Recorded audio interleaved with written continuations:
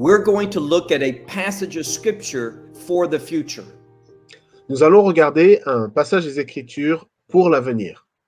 It speaks of God's will for humanity. Ce passage parle de la volonté de Dieu pour l'humanité. There's an invitation to follow God for all people. Il y a une invitation à suivre Dieu pour tout le monde. In fact, the emphasis is not Israel, but on the nations. En réalité, ici, l'accentuation est portée non pas seulement sur Israël, mais sur l'humanité tout entière. In the last days, it speaks about God being one. Dans les derniers temps, il est parlé de Dieu comme étant un. There's a few different words for one in Hebrew. En hébreu, il y a différents mots qui parlent de un, de cette unité. This is the word for unity. Oui, c'est le mot pour l'unité. People coming together in unity to serve the one God. Des gens qui viennent ensemble, qui se rassemblent afin d'adorer un seul Dieu. We read here that God's salvation and his righteousness is about to be revealed. Nous lisons ici que le salut de Dieu et sa justice sont sur le point d'être révélés. All commentators agree that it's speaking about the establishment of the kingdom. Tous les commentateurs sont d'accord sur ce point, que ce passage fait référence au royaume qui sera établi. We rejoice because God's kingdom is a kingdom of salvation. Nous nous réjouissons car le royaume de Dieu est un royaume de délivrance, de salut. And one of the primary adjectives that describes the kingdom is righteousness. Et un des premiers adjectifs qui décrit le royaume, c'est la justice. When we look at this scripture, we need to remember something. Lorsque nous regardons aux Écritures, nous devons nous souvenir de quelque chose. We need to remember why God created Israel. Nous devons nous souvenir de la raison pour laquelle Dieu a créé Israël. He created Israel so God's blessings could also fall upon all the families of the earth. Il a créé Israël afin que sa bénédiction, la bénédiction de Dieu, puisse être déversée sur toutes les familles de la terre. Let's take out our Bibles and open it to Isaiah and chapter 56. Prenons nos Bibles et allons à Ésaïe, chapitre 56. Beginning with verse 1. Commençons avec le premier verset. It literally says, "Thus said the Lord." Ainsi parle l'Éternel. Many other Bibles translate it, "Thus says the Lord." Littéralement, il est dit ainsi a parlé l'Éternel, mais beaucoup de Bibles disent ainsi parle l'Éternel. Now, God is speaking at that time, Ici, Dieu parle à ce moment-là, à cette époque, but why does the Hebrew put it in the past tense? mais pourquoi en hébreu cette phrase est au passé? To show you what is being prophesied will take place.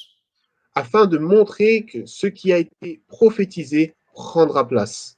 When God speaks about the future Lorsque Dieu parle de l'avenir, du futur, and he uses the past tense, et qu'il utilise le passé, we should understand it as God promising that this will take place. nous devons comprendre cela comme une promesse de la part de Dieu nous disant que cela arrivera. So, thus said the Lord. Ainsi a parlé l'Éternel. There's going to be many commandments in this passage. Dans ce passage, il va y avoir beaucoup de commandements. Why does God give commandments? Pourquoi Dieu a-t-il donné des commandements? So we know how to serve him, obey him. Afin que nous puissions connaître la façon pour le servir et lui obéir. In other words, so we can position ourselves to be blessed by him. Afin de nous positionner d'une telle manière à être bénis par lui. He says, keep justice. Il dit, observez ce qui est droit. That means that we want things to be according to God's will. Cela signifie que nous souhaitons que les choses soient selon la volonté de Dieu. And that means that we have to do things. Cela signifie que nous devons faire des choses. We're studying from Isaiah's prophecy. Ici, nous étudions à partir de la prophétie d'Ésaïe, In the book of Zechariah, dans le livre de Zacharie. it tells us to execute justice. Il nous est dit d'exécuter la justice. This is what the people of God are supposed to bring about, justice. C'est ce que le peuple de Dieu doit apporter, la justice. Then he says, and do righteousness. Et ensuite, il dit, et pratiquer ce qui est juste. Now there's a relationship here between justice and righteousness. Il y a une relation entre ce qui est droit et ce qui est juste. In the New Testament language in Greek, Dans le langage du Nouveau Testament, c'est-à-dire en grec, the same word means both justice and righteousness. les mêmes mots signifient à la fois la justice. But in Hebrew, there's two different words. Mais en hébreu, il y a deux mots distincts. Justice has to do with affirming God's will. La justice est connectée au fait d'affirmer la volonté de Dieu. Not just saying what is proper, but making sure that is done. Non pas seulement dire ce qui est correct, mais s'assurer que cela est pratiqué, est fait. When we do justice, Lorsque nous pratiquons la justice, righteousness will be manifested. la justice sera donc manifestée. Many see this as God's presence being with the people. Beaucoup de personnes voient cela comme étant la présence de Dieu étant avec le peuple. Look at the last part of verse 1. Regardons à la dernière partie du premier verset. This phrase here teaches us that it's speaking about the nearness of the kingdom. Cette phrase nous enseigne que le royaume est proche. Isaiah was not prophesying about his days. Ésaïe ne prophétisait pas concernant ses jours, He was prophesying about the last times, the last days before the kingdom is established. mais il prophétisait au sujet des derniers temps, des derniers jours, des temps où le royaume serait ensuite He installé. says, "For close is my salvation to come." Il dit, car mon salut ne tardera pas à venir, And my righteousness to be revealed. et ma justice à se manifester. Salvation is a kingdom word. Le salut est un mot qui est connecté au royaume. What we're reading in this 56 chapters about kingdom behavior. Ici, ce que nous lisons dans le 56e chapitre, c'est au sujet du comportement de l'attitude connectée au royaume. Now, God made many nations, Dieu a fait beaucoup de nations, but as we've already pointed out, mais comme nous l'avons déjà noté, He is going to make many people one people in the kingdom of God. dans son royaume, il fera de beaucoup de peuples un peuple. There's going to be unity. Il va y avoir de l'unité. People are going to behave under the same truth. Les gens vont agir, vont vivre sous la même vérité. There is not truth for a Jew and truth for a Gentile. Il n'y aura pas une vérité pour un juif, une vérité pour un gentil, God's truth is for all humanity. mais la vérité de Dieu est pour toute l'humanité. Now, verse 2. Maintenant, regardons le deuxième verset.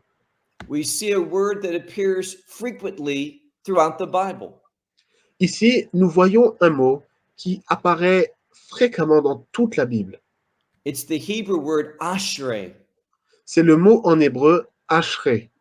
It means one who is being blessed, Cela signifie celui qui est béni, one who is experiencing happiness. c'est celui qui expérimente la joie. We should ask ourselves, what is the cause of this blessing and this happiness? nous devons nous poser la question, quelle est la source, quelle est la cause de cette joie, de cette bénédiction?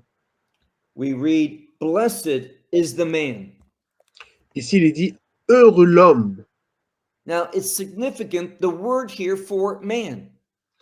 Le mot ici, qui est traduit par homme, est très important. It's not the word gever, which is frequently found in the Bible. C'est pas le mot gever, qui en hébreu est souvent utilisé. It's not the word ish, which is also found frequently in the scripture. Ce n'est pas le mot ish, qui est également souvent dans les Écritures. It is a very basic word that speaks to a man in the most general sense. C'est un mot qui est utilisé pour parler vraiment d'une façon très simple, d'une façon très générale de l'homme. Who is God speaking to? À qui parle Dieu ici? In a few minutes, we're going to see a word that means a human being. Dans quelques instants, nous allons voir le mot qui fait référence à toute l'humanité. There's an emphasis upon man whom God created. Ici, il y a une accentuation sur l'homme que Dieu a créé. He's not focusing on Jew or Gentile. Ici, il n'y a pas d'accentuation sur le juif ou le gentil. He's not emphasizing a different nation.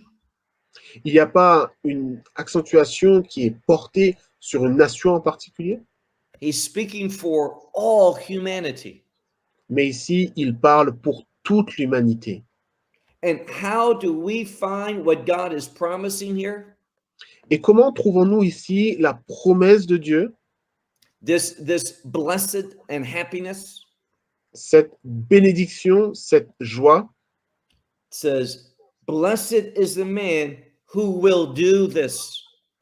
Il dit ici, heureux l'homme qui fait ou qui fera cela.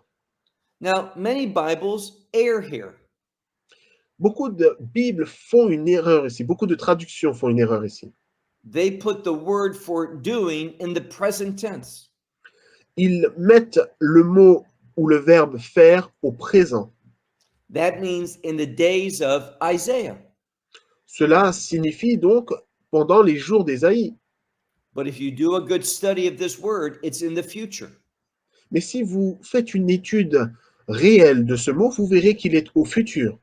What God is teaching is not just for the past, Ce que Dieu enseigne ici n'est pas seulement pour le passé, it's for the future, before the kingdom and during the kingdom. c'est pour le futur, pour l'avenir, c'est-à-dire avant le royaume et pendant le royaume. It says, "Blessed is the man who will do this." Il dit ici, heureux l'homme qui fera cela. What is this that we're supposed to do? À quoi fait référence le mot cela? Let's move on to the second part of verse 2. Avançons vers la deuxième partie du verset. He says, "And the human being that will take hold of this." Et il dit, et le Fils de l'homme qui y demeure ferme. Now, what are we supposed to take hold of? Maintenant, que devons-nous saisir? What are we supposed to be doing? Que devons-nous faire? I want to find God's blessing. Je veux trouver la bénédiction de Dieu. I want God to give me happiness and joy. Je souhaite que Dieu me donne la joie. So, what is the message here? Donc, quel est le message ici? Now, look at the end of verse 2. Maintenant, regardons à la fin du verset 2. The one who keeps Shabbat from profaning it. Celui qui garde le sabbat pour ne point le profaner. Many people think that the Sabbath day is only for a Jewish person. Beaucoup de personnes pensent que le sabbat est seulement pour les juifs. Isaiah doesn't agree with this. Mais Ésaïe ici n'est pas d'accord avec cela. Remember what we said earlier. Rappelez-vous ce que nous avons dit il y a quelques minutes. Isaiah is choosing words that speak about men in general. Ici, Ésaïe a choisi des mots qui font référence à l'homme en général. he is not addressing this to Jewish individuals, Il n'adresse pas cette prophétie à des Juifs, but to all humanity. mais à toute l'humanité. He's speaking about those whom God created, Il parle de la création de Dieu. and all humanity was created by God. Et toute l'humanité a été créée par Dieu. This invitation to be blessed and to be happy is a broad invitation for all people. Cette invitation à être dans la joie, à être heureux et à être dans la bénédiction est une invitation donnée à toute l'humanité. What will bring blessing and happiness into our life? Qu'est-ce qui amènera la joie et la bénédiction dans nos vies? Keeping the Sabbath from profaning it. Gardant le sabbat pour ne point le profaner. Now, at the end of verse 2, we learn a benefit. Ici, à la fin du verset 2, nous apprenons un bénéfice. Il est question d'un bénéfice.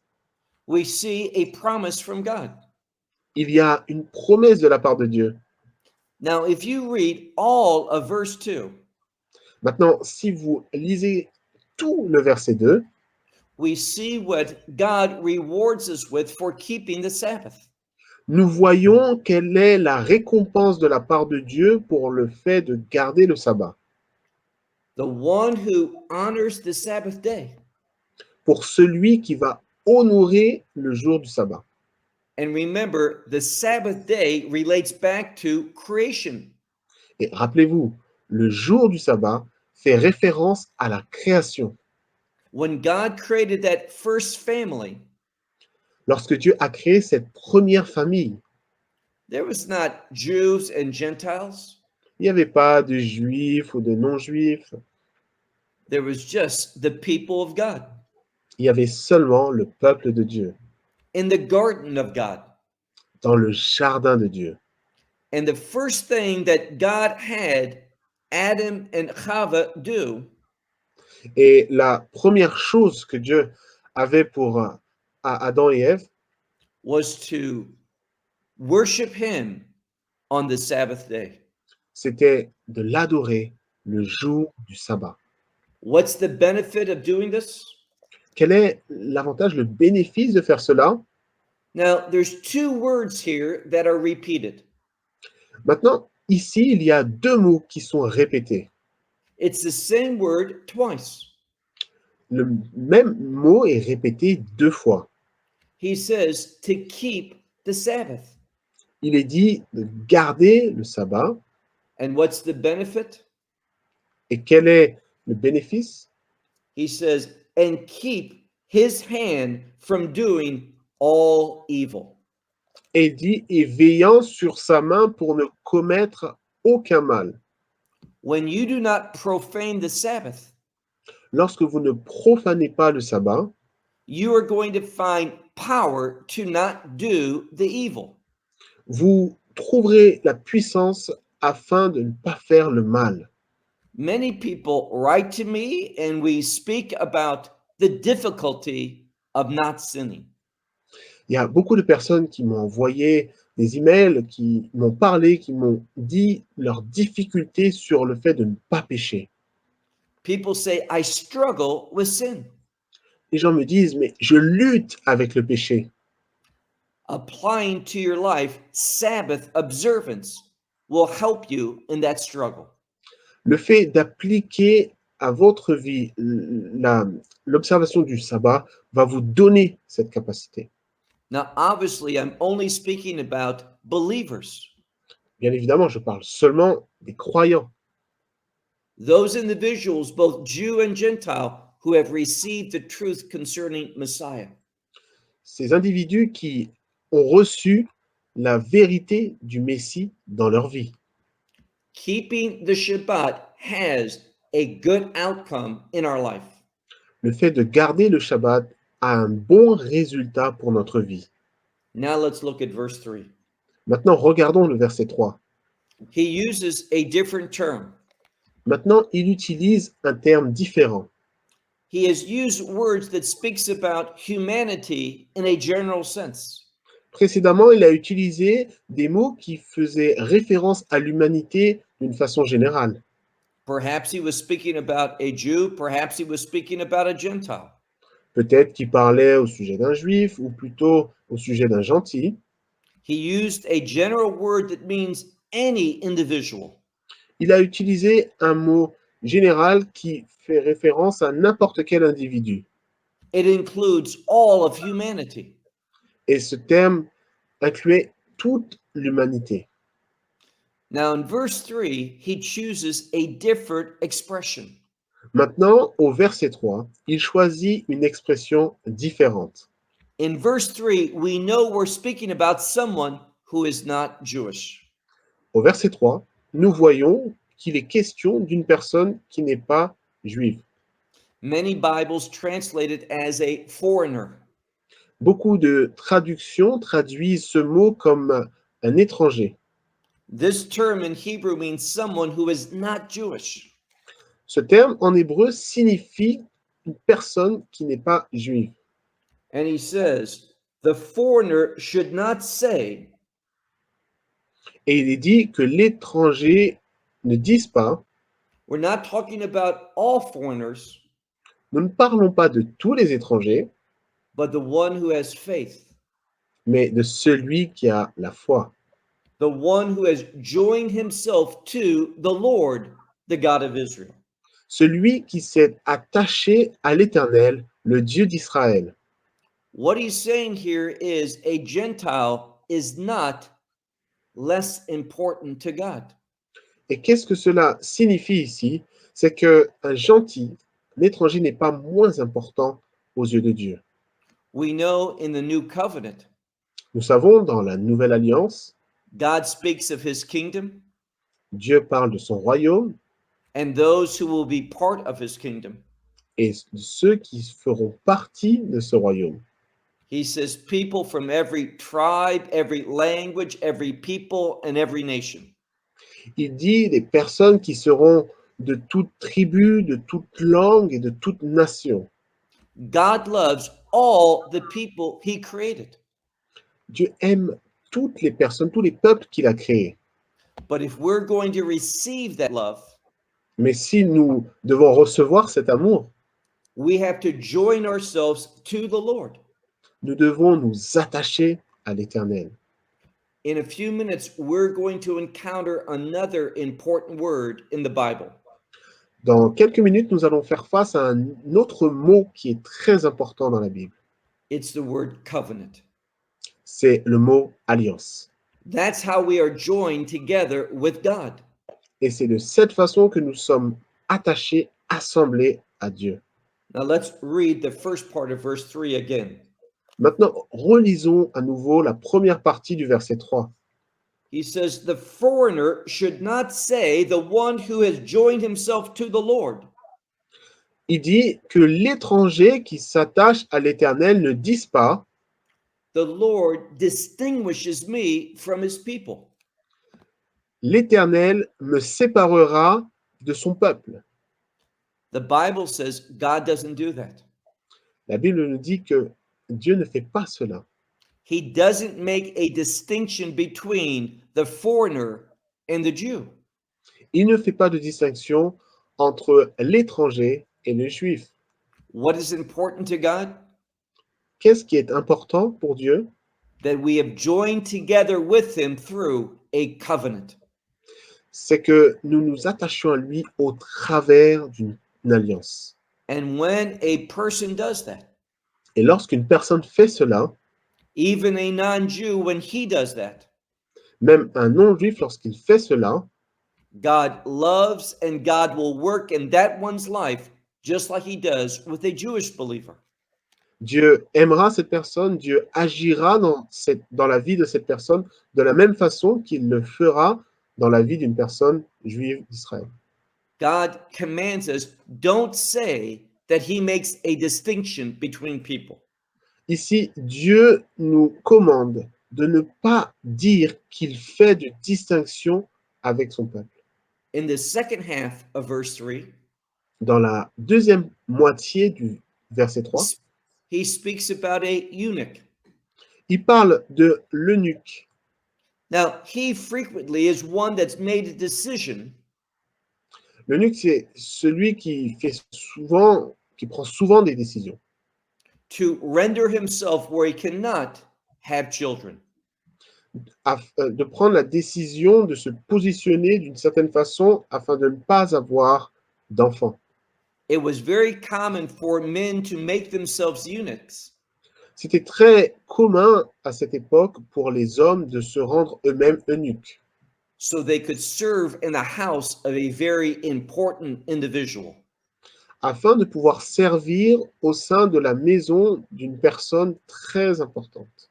Kings and rulers and men of power could trust a eunuch with their family. Les rois, les personnes qui dirigeaient, les personnes qui avaient la puissance pouvaient plus facilement se confier, s'appuyer sur des eunuques qui travaillaient pour leurs affaires. Making oneself a eunuch was disobedient. Le fait de se rendre eunuque était un signe de désobéissance. Someone made that decision because they were focused upon the world and what the world could provide. Une personne a pu prendre cette décision parce qu'elle était focalisée sur le monde et sur les bénéfices que le monde pouvait apporter.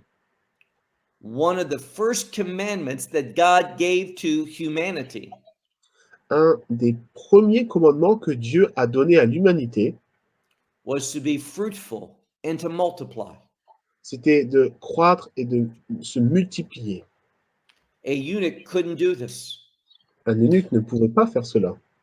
And when they repented Et lorsque il se repentait, and when they wanted to enter into a covenant with God, et lorsqu'il voulait entrer dans une alliance avec Dieu, they felt as though they were second class.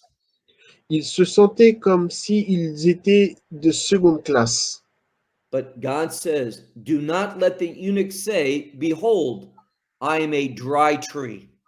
Mais ici, le texte nous dit, et que l'eunuque ne dise pas, voici, je suis un arbre sec. A dry tree not able to produce fruit, meaning children. Un arbre sec qui n'est pas capable de produire du fruit, c'est-à-dire des enfants. Now, verse 4. Maintenant, allons au verset 4.